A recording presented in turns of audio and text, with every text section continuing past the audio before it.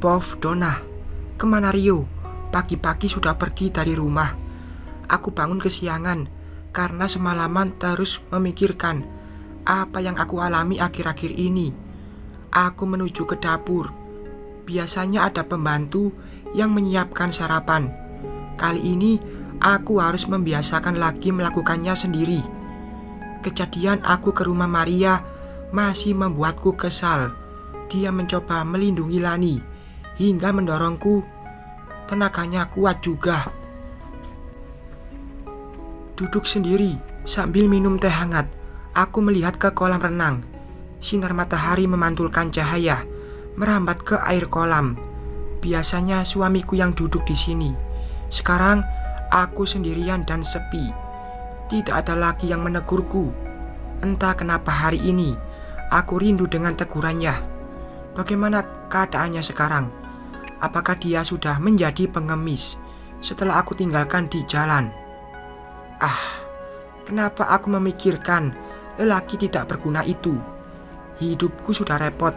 Aku tidak mau dia menambah repot yang membuatku pusing.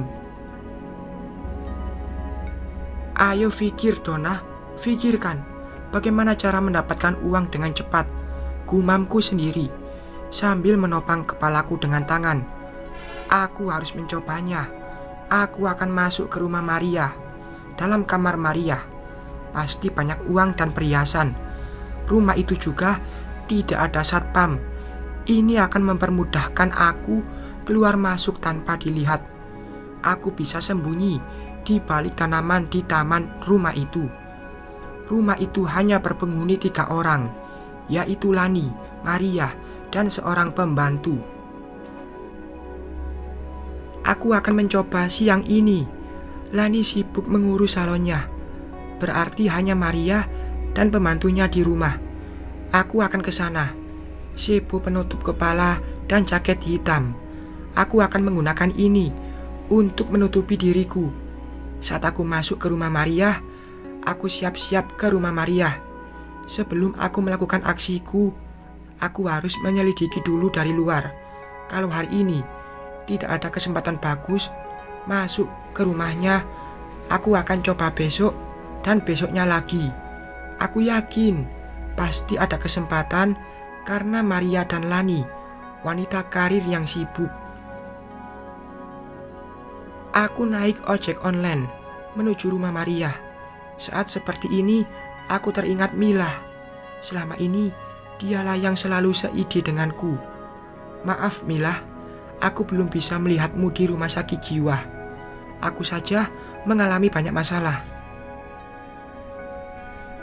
Aku sudah sampai di seberang jalan depan rumah Maria. Melihat suasana yang tidak begitu ramai, aku pura-pura jalan biasa seperti orang-orang lewat, dan akhirnya aku bisa masuk ke halaman rumah itu.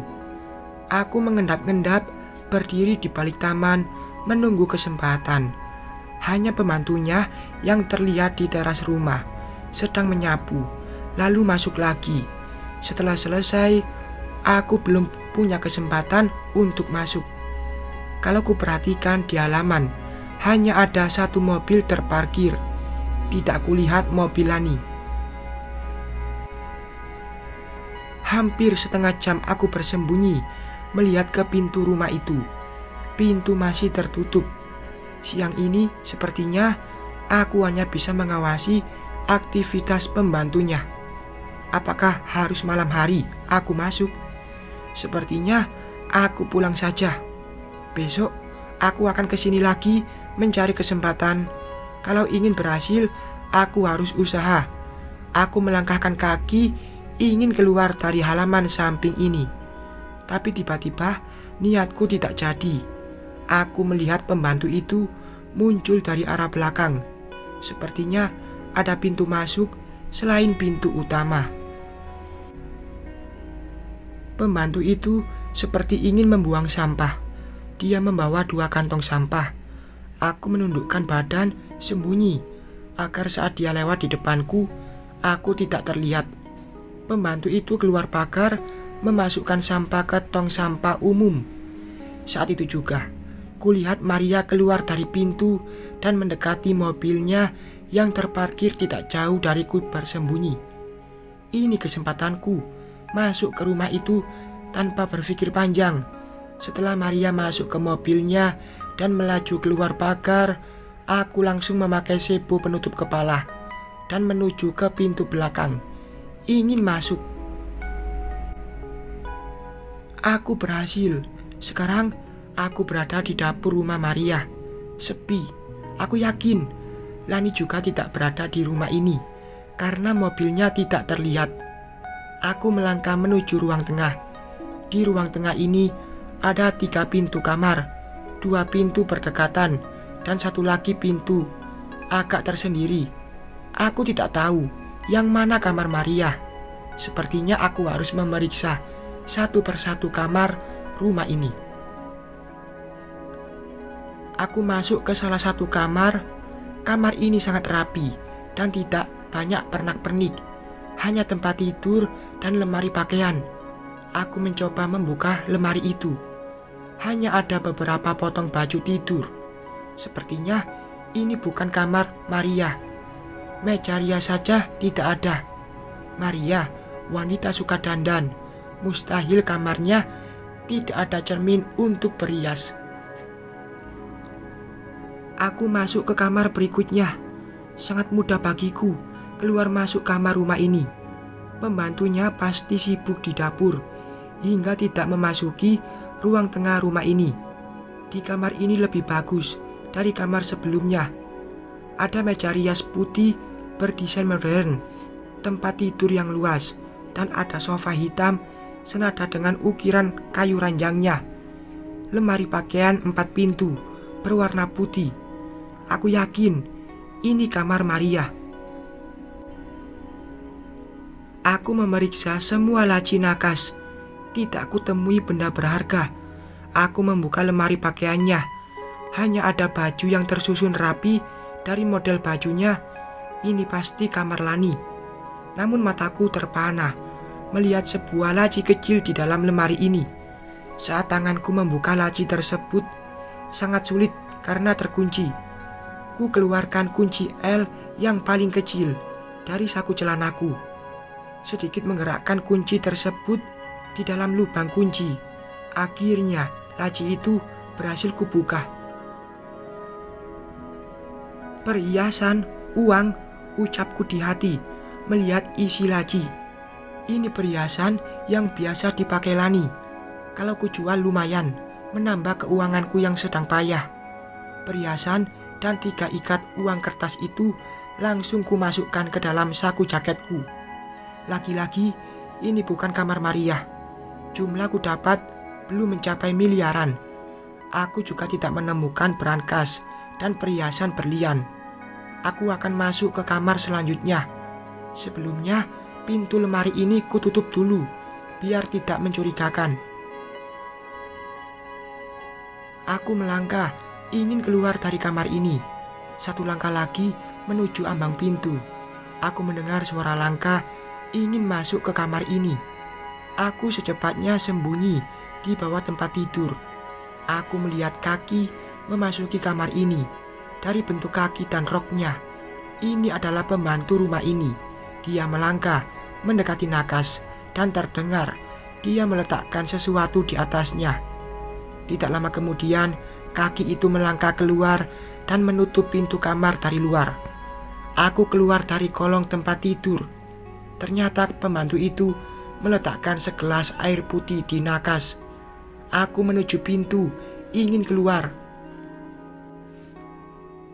Aku membuka sedikit pintu kamar, mengintip keluar. Sepi. Aku melangkah keluar dan mengendap-endap menuju pintu kamar yang ketiga. Aku masuk ke kamar ketiga.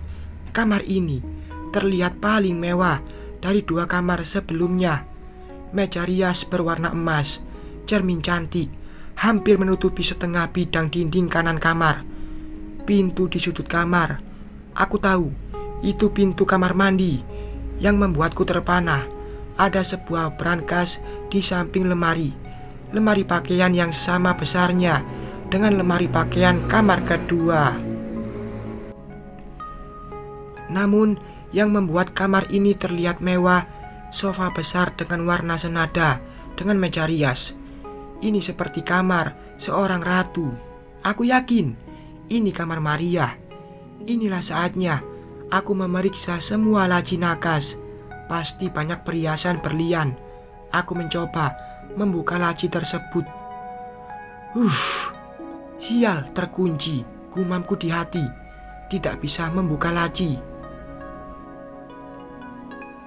Sepertinya aku mencoba membuka lemari dulu. Saat kakiku ingin melangkah menuju lemari, entah kenapa mataku ingin melihat pajangan di dinding kamar ini. Kupalingkan mata melihat ke dinding. Sebuah foto berbingkai warna emas. Tapi yang membuat jantungku terasa mau copot. Foto itu menunjukkan bahwa Maria bukan wanita tulen. Lututku gemetar. Apakah dia seseorang yang selama ini ada dalam pikiranku? Mereka punya kebiasaan yang sama. Astaga, kenapa aku tidak kepikiran kalau orang dalam pikiranku juga mempunyai kelainan? Jangan bergerak. Aku terkejut mendengar suara Maria dari arah belakangku. Aku mencoba ingin melihat, tapi terhalang melihat ujung pistol tepat di depan telinga kananku. Angkat tangan, suara Maria terdengar lantang. Aku tidak punya pilihan. Ku angkat kedua tanganku. Aku takut Maria menembak kepalaku. Povdona, gawat. Aku ketahuan oleh Maria. Apa yang harus aku lakukan? Aku sama sekali tidak bisa melawan karena dia memegang pistol. Kamu kira bisa mencuri di rumahku? Aku akan menembak kepalamu sebelum berhasil kabur dari sini. Suara Maria terdengar tenang. Pistol masih dekat di depan telingaku. Badanku gemetar, tapi bukan masalah ketahuan mencuri. Aku gemetar karena takut dia adalah Rian yang sengaja mencariku untuk membalas dendam. Apakah aku harus membayar karma dari perbuatanku dulu pada keluarganya? Buka sebomu, tita Maria padaku. Suaranya terdengar datar. Aku tetap diam, posisinya tetap di belakangku. Bahkan aku tidak berani menatap matanya. Buka sebomu. Aku terkejut karena suara Maria sangat keras di telinga. Aku tetap diam. Aku hitung sampai 3. Jika sebo penutup kepalamu belum dibuka hingga hitungan ketiga, maka aku akan menembak kepalamu. Mayatmu akan kuberikan pada anjing peliharaanku. Gawat, Maria mengancamku. Aku takut dia melihat wajahku. Tapi aku tidak punya pilihan. Pistol itu sangat dekat di kepalaku. 1. Maria mulai menghitung. 2. Oh tidak, aku akan ketahuan. Aku langsung membuka sebo penutup kepalaku sebelum hitungan ketiga Maria selesai. Posisiku masih membelakangi Maria. Aku menundukkan kepala meskipun tetap angkat tangan. Berbalik, perintah Maria menyuruhku menghadapnya. Aku tetap diam, tidak bergerak. Berbalik. Lagi-lagi aku terkejut mendengar teriakan Maria. Aku menelan ludah, berusaha tenang. Meskipun itu tidak terjadi, aku membalikkan badan menghadap Maria. Donna, Maria terkejut. Matanya membulat menatapku. Iya, aku Donna, jawabku gugup. Maria tertawa. Aku diam, berusaha menatapnya. Apakah dia Rian? Transgender di depanku ini sangat cantik, melebihi wanita tulen. Sorotan matanya mirip sekali dengan Rian. Maria menyentuh layar ponselnya, meskipun tangan satunya lagi tetap menodongkan pistol ke kepalaku. Kamu mau memasukkan aku ke penjara? Tanyaku dengan perasaan tidak enak. Tetap berdiri dengan tangan di atas. Sedikit saja kamu bergerak, akan kutarik pelatuk pistolku, ancam Maria. Aku tidak bisa melakukan apa-apa, hanya menunggu apa yang akan dilakukannya padaku. Tubuhku semakin gemetar. Aku akan mengeluarkan senjata terakhirku nanti. Bersambung.